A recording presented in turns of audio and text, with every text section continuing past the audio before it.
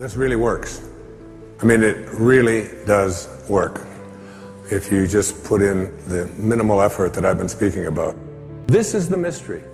This is the great secret known by the seers and prophets and mystics throughout the ages. This is the truth. Find out how things work. The first key to doing better is find out. To change your life, really, you need ideas. There isn't anything an idea can't change. And Schoff taught me the major problem is lack of an idea, not a problem. At first I didn't have any money. I said to Mr. Schoff, I don't have any money. He said, that's not a problem. Now see, up until then I always thought it was. Right? I was confused. He said, no, the problem is lack of an idea on how to create money and wealth. It isn't lack of money, it's lack of ideas. So if you get the ideas, so you can change anything. Now to get ideas, you need a constant study of finding out. Now Schoff also said, when you find out something that works, put the information in your journal. Don't use your head for a filing cabinet. Put it in your journal so that you can do the next best thing. Repetition, repetition, repetition. Go over it. And if you repeat it, go over it, sure enough, someday, some mysterious day, the idea takes root, starts to grow, and shows up in your bank account, and your dress, and your personality, and your lifestyle. But capture the ideas in your journal. Find out how things work. Debt is bondage. You will never, ever, ever have financial freedom if you have debt. Now, I understand there's good debt and there is bad debt.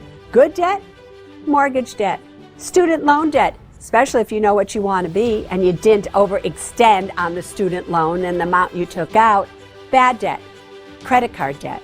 Credit card debt is you are paying for your present day desires, but your cost is going to be your future day needs. When you are in debt, you feel it. You render yourself powerless. And when you are powerless, because now if you're in debt, you need that paycheck.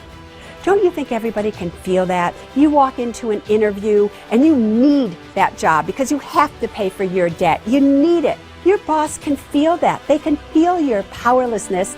Powerlessness repels people. People control money, therefore you repel money. When you're out of debt, when you have an 8-month emergency fund, when you're being responsible with your money, you feel powerful. And other people can feel that you're powerful. You attract people to you. Guess what? Then you attract money. So get yourself out of debt and stay out of debt. The sooner, the better, if you ask me. So whether it's from student loans, car loans, real estate loans, debt has got to stay under control. The sooner you get out of debt, the more powerful you will be. And the more powerful you become, the more secure you will be. And then you will live a financially free life.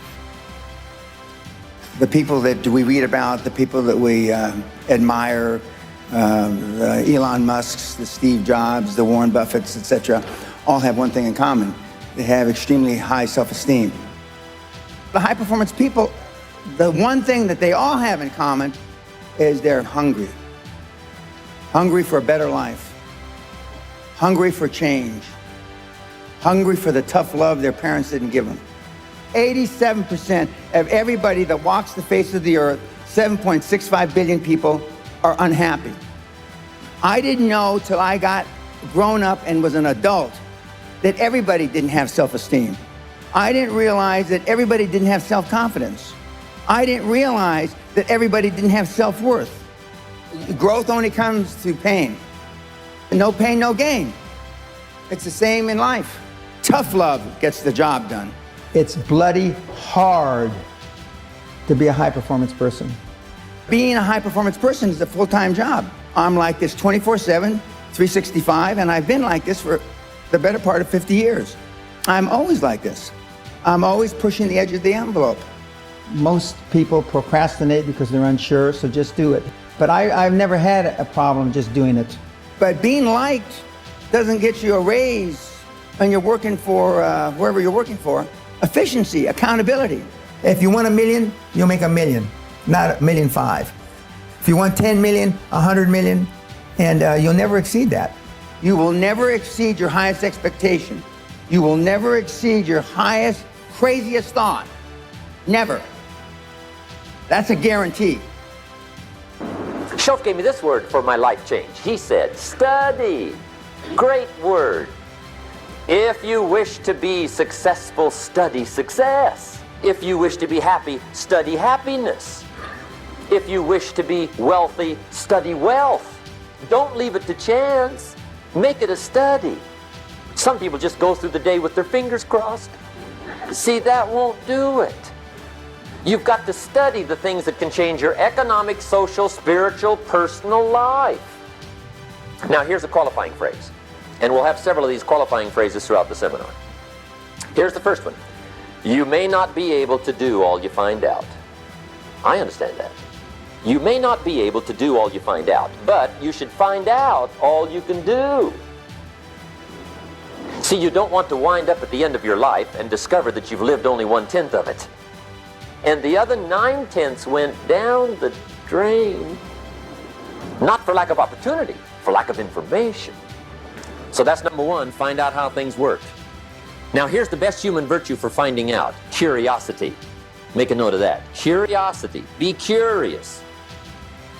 If you want to have something show up in your life, the kind of person you would like to become, manifest something new into your life, something powerful, whatever it might be, you obviously must first be able to imagine it. Your imagination. This is yours and yours alone.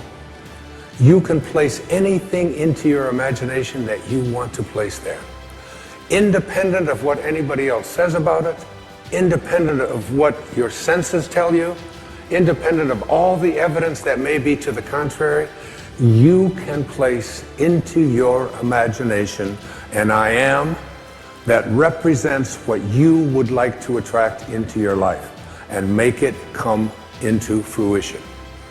Einstein's most famous quote, one of his most famous observations, he said, imagination is more important than knowledge. Knowledge is limited. Imagination encircles the world. So you never want to place into your imagination any thought that you would not want to materialize. You never want to allow in your imagination to be contaminated by the way life used to be. Your imagination is yours. Don't let any other people influence you. Never allow people's ideas about what is possible or impossible for you to occupy your imagination. Logic will get you from A to B, but imagination will take you everywhere. Make your future dream a present fact by assuming the feeling of the wish fulfilled. So whatever it is that you would like to experience in your life, remember, your imagination is yours. Everything that now exists was once imagined. Therefore, everything that is going to exist must first be imagined. If you advance confidently in the direction of your own dreams and endeavor to live the life which you have imagined, you will meet with a success unexpected in common hours. It will chase after you if you can place into your imagination what it is that you would like to attract and begin to feel it. And now here's my last question. My very last question on the questions to ponder is, why not now? There never was a better time. But Mark brought us here. And what a time now for us to take this dream and not let it die. Take this dream and give it life. Take this dream and breathe into it your own personal spirit until finally it becomes a flame that burns around the whole world. Let's go do it now.